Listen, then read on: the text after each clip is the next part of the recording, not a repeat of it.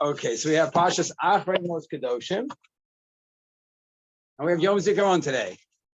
And there is something connected in the Parsha. We just did this a minute ago. We just stood in the moment of silence. And many people in the country say, what is that? What is the moment of silence? That's not part of our Masorah. You don't see any halacha that says anywhere that commemorate the fallen. We should go ahead and stand still and do nothing. What does our Masorah say? Our Masorah goes ahead and says, when you have a yurt site, what do you do on a yurt site? On a candle, say Kaddish, learn, it'll be the Chazan, stand for a moment of silence. It's just, there's no halachas that say that. And people say, well, we have Aaron a Kohen. When Aaron heard about the death of his sons, then he, Vayidom Aaron, very good, he stayed silent. Okay, that was his personal reaction at the time he heard about the tragedy. Where do you see anywhere in halachic literature that this is something we should do? And so therefore people challenge, many of our holy brothers challenge this practice. And they say, not only is it not meaningful or beneficial, because there's no sources that talk about doing it, but it's actually what? A problem. And it's a violation of what? A pasuk from this week's parsha. So when I realized a parsha has the pasuk in it on Yom, I said, wow, this is amazing to have shir on Yom Zikaron, about Yom Zikaron, and on the parsha at the same time. Let's read through the psukim. So you have Perik Ted Zayin and Acharai Mot starts off with the avoda of the Yom Kippur, the Yom Kippur service. That's Ted Zayin. Yud Zayin is 17. Some halachot of korbanot. Then Yud Chet, and it talks about the prohibited relationships, who you can marry, who you cannot marry. And he says, I'm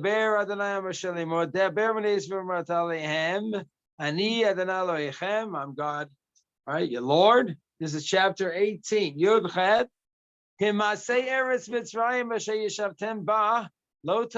Don't follow in the footsteps of the Egyptians. And don't do like the Canaanites. Don't go in the ways of the Gentiles. So many of our holy brothers, who I love and respect dearly, maintain not only is it not beneficial to stand for this moment of silence, it's not something new that has nothing to do with Judaism, it's actually wrong and a violation of the psukim that we are reading this Shabbat. Not to go in the ways of the Gentiles. And this is a foreign practice. It is not from Judaism. It comes from the countries of the world that they decide a moment of silence is a nice way to, appropriate way to commemorate. And we borrowed it from them. So not only you're not doing something positive for all the people that perished, you're even violating halacha. Wow, that's a serious accusation, isn't it? Are the other countries doing it in memory of those who have fallen?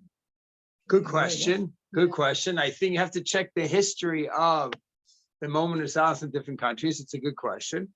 But the claim is that this is from Judaism, is borrowed elsewhere. If I'm not mistaken, other countries do this. Yeah. They have a moment of silence. They have they have the blast for the minute. No, it could be at a stadium. As a matter of fact, a few years ago, from Boston, the young man was gunned down. He learned in Beit Shemesh, in the beautiful yeshiva here in Beit Shemesh. And he was by the Gush area. He was gunned down. And then, so Kraft owns the stadium in Boston, right? And they had a moment of silence for him. So, that point from Sharon. So you remember it. They had it at a football game, and they brought the family out, and the whole place for 2 minutes was silent. And Robert Kraft said, "This is our tradition." So interesting. Maybe it is our tradition when something we cannot I don't know, you understand. can't rely And- on that. But and okay, the but how do you Kedoshim. know when something is our tradition? Baruch Hashem, we have what? Tomorrow. We have the Gemara, the Halachas, the Shulchan Aruch, the Rambam, Rif, Rishonim, and then we look into our tradition. The whole discussion tonight and tomorrow, creating a new holiday called Yom Ha'atzmaut. Where's that from? Isn't our tradition to make new? Great question. Let's explore the sources and let's see. Okay, creating our new holiday is one question. What do you do on that holiday? Saying how? Let's see. Does the Gemara talk about this? Does the Rambam, Rif, Rosh? That all needs to be analyzed. Anytime we have a shaila, we go to our tradition. Yeah. Yes, question. When they say creating a new holiday, they're talking about creating creating a holiday that's that's not in the Torah, correct? Right. Okay, so some holidays have been created. Hanukkah and Purim. Hanukkah, Great.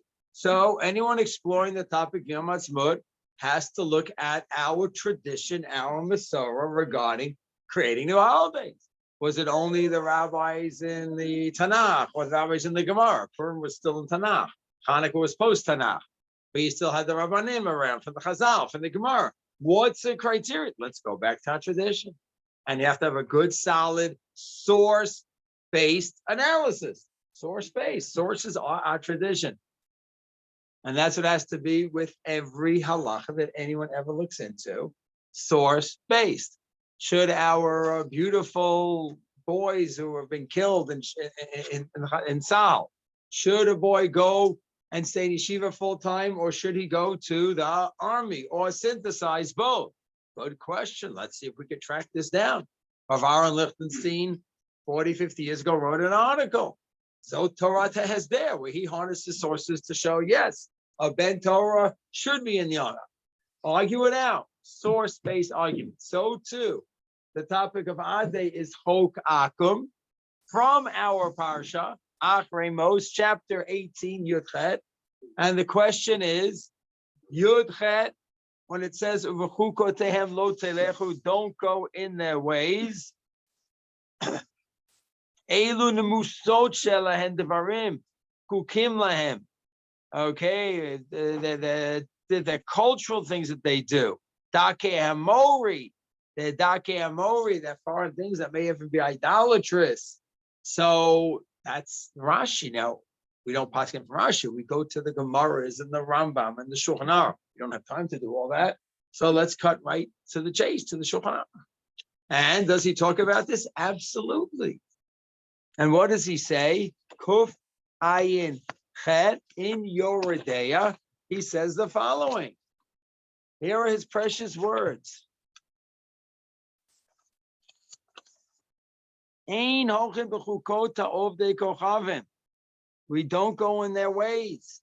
Lo yalbush malbush hamiyuchad lahem. Don't wear clothing that's designated just for them. Tzitzit rosho kumo tzitzit rosham. Tzitzit means like, the locks on the hair. How you wear your hair, how you cut your hair shouldn't be like them. Lo yigalech mehatzdadin v'yaniach haseh be'emtza. You cut over here and you have, what's it called? The mohawk, tomahawk, I know what it's called. Okay. Mr. T, for those who don't remember. Maybe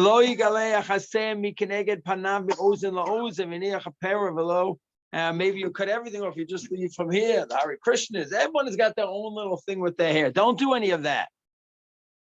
Don't build your buildings like whose? Like their sanctuaries. Don't do that. Okay, when the reform movement started a few hundred years ago, we're going to bring in Oregon, like they have the Oregon. That was all part of the problem there. Eliyahu moved al mehem b'mabushav v'shar ma'asav. You have to be distinct from them. Wow, this is pretty serious. This is pretty serious. Because at first it seems pretty serious. It sounds like he's telling us to dress like Hasidim, where they clearly, and whatever the history of the dress is, I'm not getting into that now, but they clearly dress differently than the rest of the world. Maybe the Amish look a little bit Similar to them, but except for those few thousand people, Hasidim. I didn't see which one. Blazing Saddle. Ah, that's funny. So anyway, so the Hasid, it sounds here like it's telling us about to be like Hasidim, look and dress differently. And sometimes we look at Hasidim, this is weird, it's so different. That's halacha. But the Ramah continues. The koza aino asa. When is this asa? Ela bidavar shenahagu bo haov de kochavim l'shem pritzos. They have certain kinds of way that they dress that are very promiscuous. Kagon shenagu labosh malbushim adumim, bright red that really attracts attention, and it's not sanua, the opposite of tznius, and it's very provocative. Or they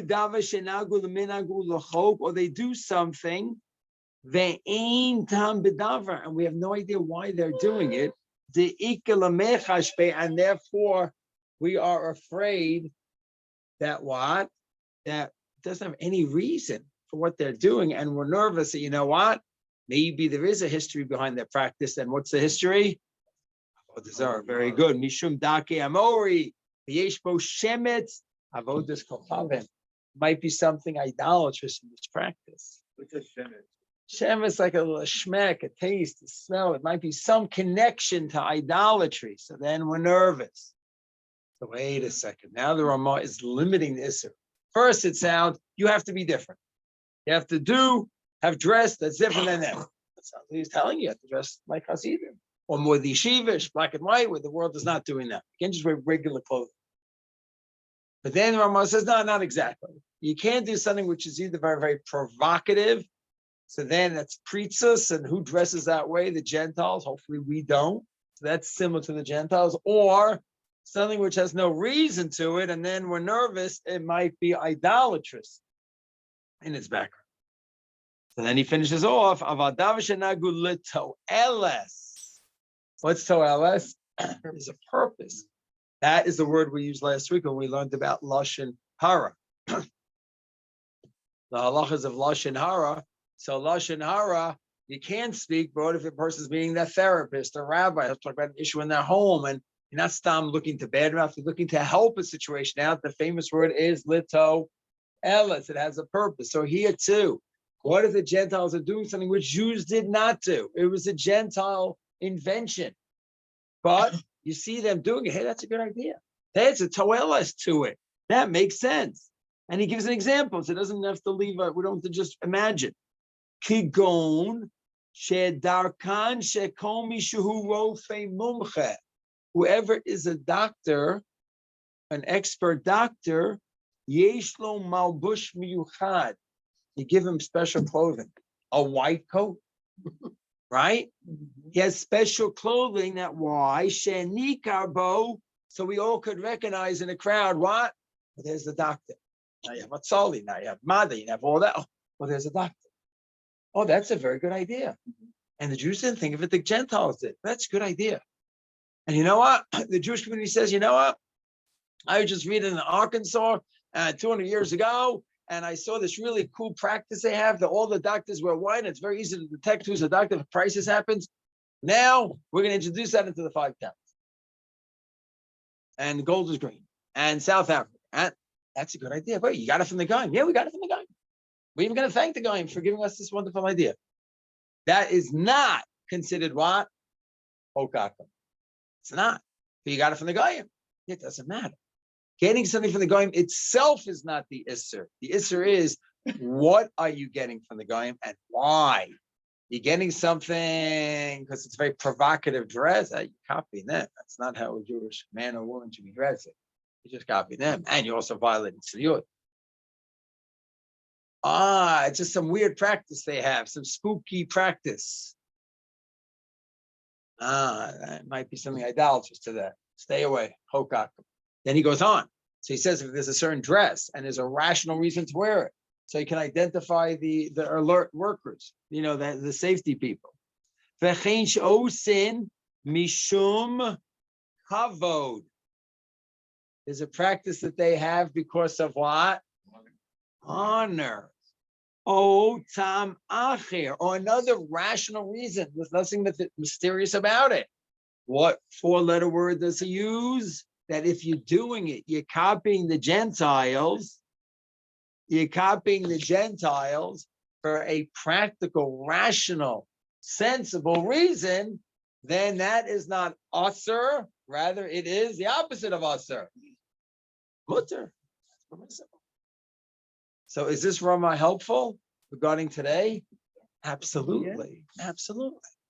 So you're right. The Torah doesn't say there's no halachas. It mentions Aaron that was his specific reaction, but no idea of people going on for generations having a moment of silence. Okay, that's the Gentiles came out with it. Who, what, when, where? Maybe someone could look it up afterwards and send it to the group. It'd be interesting to know when this started. Okay, and the history behind it. But now the world is doing it as a sign of honor.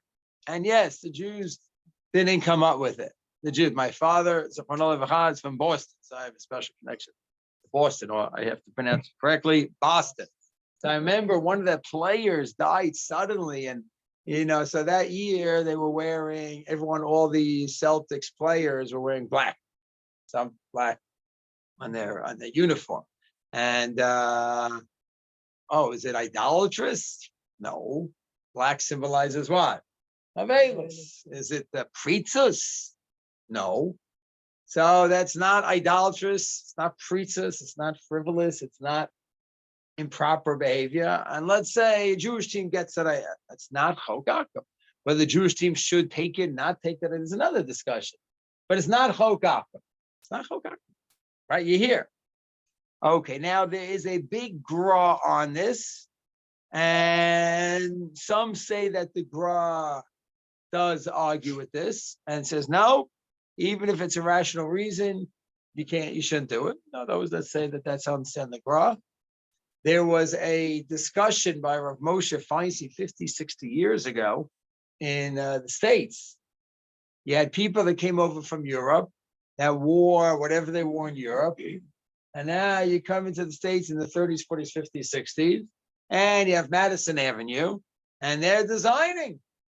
And the designs in the States for the suits and the ties and the shirts and the Oxford shirts and this and that were not the same as what they wore in Europe. So they asked Rav Moshe, do we have a problem? We wore this and this in Europe, this kind of clothing. And now all of a sudden we're looking at like Americans. But weren't their clothes like European? So it's a good question. Where did even the clothing, the European and the Polish, where the Hasidish and the Polish, where did that dress come from? It's a good question. And that has to be explored. He says, but now you're coming to a new culture, a new country. And he wanted to say, wait a second. They have the wide ties, the short ties, right? It's amazing. They're brilliant. Madison Avenue is brilliant. Because back in the day, ties were wide. Now you sell enough wide ties, and then people bought all the nice ties ready. So then Madison Avenue has you convinced that a nice tie is a tie that is narrow. So now you have to buy all these narrow ties. And a few years later, just in the middle, not too hot, not too cold, just right. And that's a nice looking tie. It's unbelievable how Madison could just play with everyone's minds and just keep selling things. It's one thing where you have cars and automotive business where you have new development technologies. There's no new development, it's the same time, but they just play with our mind and get us all to believe, oh, that's nice. Oh, that's nice. I love the Ger Hasidim. Why? Ger Hasidim always wear what kind of glasses? Anytime you see a Ger Hasid, what glasses will he have? Plastic gray glasses. Nikuda guaranteed. Certain shape. And they always have their own look. And sometimes they're way ahead of the fashion. And sometimes they're way behind every few years. And you'll see those same glasses in 1980, they're in 1990, they're that's just the cycle. They just avoid the whole cycle. Anyway, so Rav Moshe says about that, now, a tie or a jacket, and it's not preaching, so not something provocative with horrible pictures or anything on it. It's just a look. He said, for sure the Ramah would say it's fine to dress that way. And he said, even the Gra who says you can't take anything from the Goyim. He says even the grower would say you could dress that way, like in America. Not a provocative or something, not nice in that way. A nice suit, who bought suit? But they're all Jewish manufacturers. He said, well, Jewish manufacturers, he said, wait, the manufacturers are manufacturing the suits, the clothing, the dresses, the pants for the citizens of that society. And the citizens of the society consist of whom? Gentiles and Jews. So you're not taking anything from the Gentiles. Right. It's made for the people of the country, Jews and Gentiles alike. So he said even the grow would be fine with the clothing. So it's a fascinating shiloh what the grow would say about the moment. So it's a good question. Rav Hankins Zatzal, the grandson of the Gadol Hador in America, a colleague of Rav Moshe, of Herzl Hankin, he wants to say, no, even the grow would be fine with this for various reasons. And that is the explanation of standing. And when the people say, wait, well, we just did 25 minutes ago, we all stood in silence and thought about these holy Chayalim and other people, the deep family, this family, that family, that gave their lives living in Eretz Israel. But halachically, there's no idea about thinking about what someone did. They're saying Tehillim, and there is learning, and there's Mishnayos saying Kaddish. It's true. Those are the things that are mentioned in Amasor. And just standing still are not in Amasor. But regarding the question of Chok Akum, which is the main criticism, right? So I halachically see no problem. It's not the Ramah for sure. It is not Chok Akum. That's the Ramah. Because here, the practice from whenever it came, someone will look in to find the historical practice where it came from, but the practice is a way to unify millions of people. And right now, the D family, I remember the name better than the other ones, unfortunately, so many killed recently, as I'm not mentioning them more than anyone else. The D family know, wow, it's not just the five of us, whoever's left in our family, grandparents, whoever's left in the family, not just five of us mourning for our 3 korbanos. Who's mourning for them? 7 million Jews. 7 million Jews. And hopefully the Jews are all stopping with the Hafganot and the demonstrations for a few hours, and we are all together. Wow. So not only is it not Chok Akum, and it's not evil, it's actually something positive. It brings the nation together. The mourners are feeling connected to everyone else during that time. They feel that people are with them, and there's something positive in uniting the whole nation. And learning Mishnayos and Kaddish and all that's very, very nice. But what about the millions of Jews that are not religious? And they're not going to do that today. So here, we found an activity that who could be involved in? Everyone, all 7.1 million Jews here. Wow. So my point of the shir today is not only is it not Chok Akum, there's a phrase, So Meira Baseto. So my shir today, to summarize it in 4 words, it is So Meira, it is not Ra, it is not Chok Akum, and it's even Aseto. Because it unifies the nation, it brings achdus to everyone. The mourners feel that there are people with them, 7 million people with them, and therefore that's just justification. And that's why when the state set it up, the Rabbanut accepted it. They accepted it, the Rabbanut. Other things not so simple that the state set up. Yom HaShoah, is that so simple? That's a whole nother discussion. Yom HaShoah, to have a separate marked day on the calendar during the Nisan, it's a nice question, but not for now. No, the state sets things up, and the question is, how does the Rabbanut look at it? How does the Haredi world look at it? And, these things all have to be formulated. The state didn't set up to say Hallel, that the Rabbanut set up. So you have to always look at the history, how these things came about, and how we react. And are you in the Yeshivish world? Are you in the Datilami world? It's going to be all affected by your prism, how you're looking at things. So this is the way I see it, based on the Rav Hankins and the other holy rabbis who explain this practice based on this Ramah. I don't think it's a stretch in any way at all. I think it's a simple reading of the Ramah. And that's all I wanted to share. Just one last thing. What is mentioned in the Shulchan Aruch about an Avel commemorating his or her loved one is what? Not saying Mishnayos. Kaddish is mentioned. Saying Kaddish is mentioned for someone to say Kaddish on behalf of the lost. And what else is mentioned? So davening for the Amud is mentioned, yes. The same Mishnah is not mentioned. Tzedakah? Tzedakah, I don't recall that being mentioned. Lighting. What is mentioned in Oh, the Shulchan Aruch lighting candle. to recall, commemorate the law? The candle. Light candle. No, that's No? late. The Yurtzai candles is a minhag. I'm not putting any of these minhagim down. Chas v'shalom. Same Mishnayos, light candles. I'm just saying what's mentioned in the Shulchan Aruch is davening for the Amud, Kaddish, and what's mentioned the most, and hardly anyone does it. I don't recall seeing that, is fasting, tanis. Really? As a matter of fact, I cannot think of any halacha mentioned in the 4 sections of the Shulchan Aruch more than the minhag of fasting on a Yurtzai. It's mentioned in Hilchos Nadarim. It's mentioned in Hilchos Avelos. It's mentioned in Hilchos Adar. When you have Adar 1 and Adar 2, which one do you fast? On which Yurtzai do you fast? It's about 10 times scattered throughout the Shulchan Aruch about fasting on a Yurtzai, and the halacha that's mentioned the most in the Shulchan Aruch is ironically the least followed. That's just mazel. Every minhag and halacha needs mazel. So that specific one didn't have mazel, whatever reason. Are there any of our holy brethren who Dafka won't stop and Well, then they'll hold it. It's terrible. You shouldn't do it. And maybe what they'll do is if they'll find it be in a private place and they're publicly not walking around. And hopefully they'll at least avoid walking in public. But if they're in private, yeah, they're not going to I saw last night. no, they're not going to mityaches. They're not going to relate to it in any way. They hold it. The government set it up and it's chokak. That's what they hold. I'm just trying to explain why not. Anyways, we Mitzvah Hashem shouldn't have any more korbanos.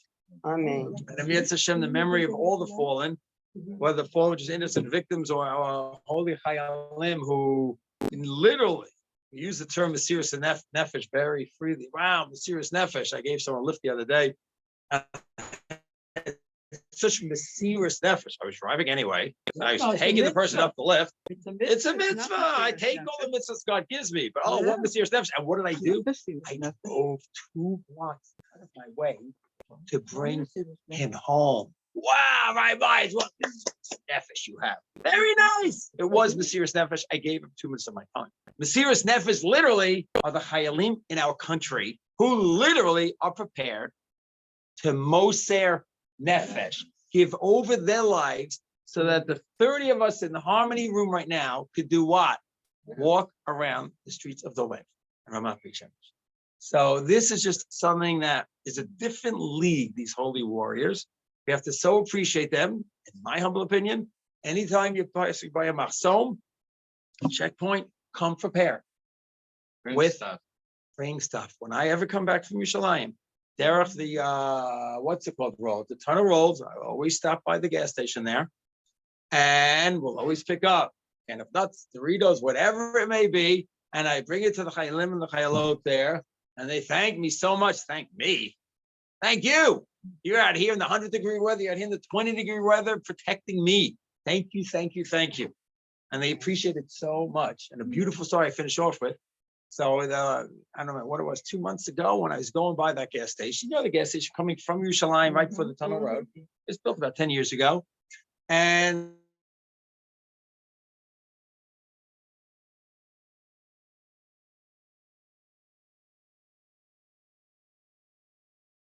the audit going on, the legal, whatever.